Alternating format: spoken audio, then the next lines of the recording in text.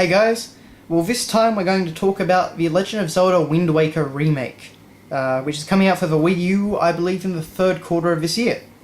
And this was something I really didn't see coming. I didn't expect it at all, but I am so happy that they announced it. Simply because we're obviously not going to get Zelda Wii U for a very long time. I mean, you look at Skyward Sword's development cycle, that took a very long time. You look at Twilight Princess's development cycle. We've had a lot of big gaps between Zelda games. So I think a remake like this, especially considering they're putting a lot of effort into it and completely redoing the graphics, I think that's a really good way of tiding the fans over. Particularly because I feel that Wind Waker really deserves a second lease at life. And the reason for that is that a lot of people discounted it because of its art style. Now, to me, the art style is absolutely fantastic. It is, if not my favourite, one of my favourites in the Zelda universe. And the reason for that is basically because, it still holds up today. Twilight Princess doesn't look great today. Skyward Sword still looks great, to me at least, especially when upscaled into HD. But considering that this is a GameCube game, this really looks fantastic to me. And I'm just very happy that people that may have been a bit too quick to judge last time get a second chance to play the game and reevaluate their opinion. But as a Zelda fan, someone that has played Wind Waker through a number of times, I'm also interested to see what they add, and what different locations now look like with the new facelift. So in terms of things that they'll add, we know we can actually play it on the gamepad, so that's always a nice thing. And we also know that there'll be some sort of Miiverse functionality, which could be neat. You might be able to leave messages for other players to find on different islands and things like that. Or maybe it's like a message in a bottle thing, so you can people will just find your message floating around on the ocean. That would be pretty neat.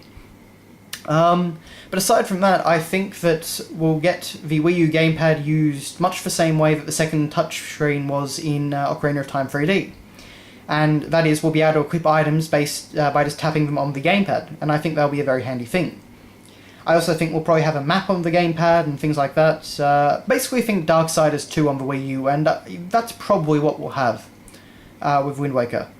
There might be a surprise or two, but I'd say they'll probably stick pretty safe with that. The only other thing I can think of is a sort of Phantom Hourglass style touch control, where you can actually control your boat and, with the touchpad. So you can actually just plot a course and let it go.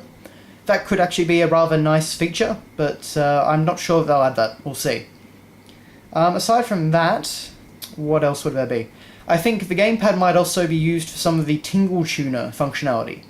And if you don't know what the Tingle Tuner was, it was essentially, if you had a Game Boy Advance, a GameCube, and of course a GBA GC link-up cable, you could actually use this thing called the Tingle Tuner.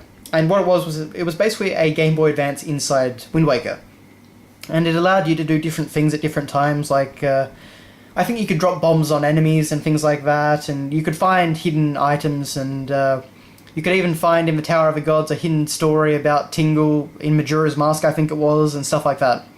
Not that it makes any sense canonically, but, it's still a lot of fun. So I'd say that given that we don't have a GBA anymore, the Tingle Tuner would probably become the gamepad, which is probably the best way to do it. But aside from that, I kind of am hoping, I'm not entirely sure, but I'm hoping that we might get those two scrap dungeons put back into the game. Because, frankly, the section of the game at the end where you are doing a fetch quest for the Triforce of Courage is the lowest point in the game. And it really shouldn't be, because, you're going up to the very end of the game there. It should kind of be, you're building up to the final fight and the final dungeon. But it always just felt like a bit of a drag. I never hated it, but I never was a fan of it. So I'm really hoping that they might add, if not both of those dungeons, they might just add one, and you can get the Triforce of Courage from that. It would change up the Hyrule, history and stuff like that a little bit, but the Tear of Time obviously wouldn't have split the Triforce of Courage into 8 pieces anymore. I think it was 8. But anyway, I think that would definitely be a huge improvement to the game, and it would give, Zelda fans a really good reason to replay it. Aside from that, I think there might be little other touches, things like maybe giving the player the ability to translate from Hylian text straight at the beginning rather than making you wait till New Game Plus mode, which I think would probably be a good thing for the Zelda fans who've already played it through hundreds of times. Maybe it could just be a little option or something in the options menu. And aside from that, though, I don't really know what they could add or change up. As I say, I'm very curious to see what a lot of the areas look like with a new facelift. I'm a little bit skeptical about the graphics right now, just because even though the lighting and all the areas look really great, it doesn't look exactly like Wind Waker. It's not as soft as Wind Waker, it's not as cel-shaded as Wind Waker.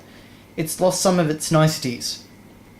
But I expect that might be in part due to trying to appeal to the audience that Wind Waker didn't appeal to in the first place. Trying to find a bit more of a middle ground in terms of at least the environment. I'm not a big fan of the fact that all the character models seem to look a bit more plasticky now.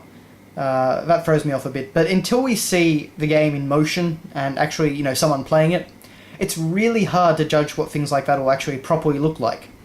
Even with pictures and renders and stuff like that, you never quite get that image of what things actually look like in motion.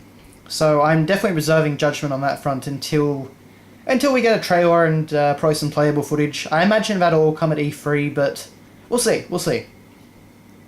But aside from that, I don't really know what else they could add.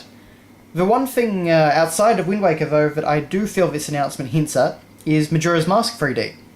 And the reason for that is because if they do Majora's Mask on the 3DS, you will then have access to every single 3D console Zelda game this generation. Because you'll have Ocarina and Majora on 3DS, and you'll have Wind Waker and Zelda Wii U on the Wii U, and of course you can play Twilight Princess and of the Wii version, that is, and Skyward Sword on the Wii U via the Wii emulation feature. So I think Nintendo, that's probably something they want to do. Because as time goes on, it's getting harder and harder to actually keep all the games in a long-running series playable on current software, hardware, that is. So I think that would definitely be to their benefit, and I think, in the same way that Wind Waker was really maligned by people, Majora's Mask was also really maligned by a lot of people that didn't like the 3-day time feature. So I think giving these two games a new lease on life is a really great idea, and I think just as Zelda fans, it's always great to get this sort of thing to tide you over until the big new release. And of course, we'll get Zelda Wii U. We'll probably get a new Zelda on the 3DS at some point. But until then, I'm very happy to just get some really great remakes. So that's, I think, all I can say about the game. So thanks a lot for watching, guys. Let me know what you thought of the Wind Waker HD announcement, and whether you're looking forward to it or not. And I'll see you later.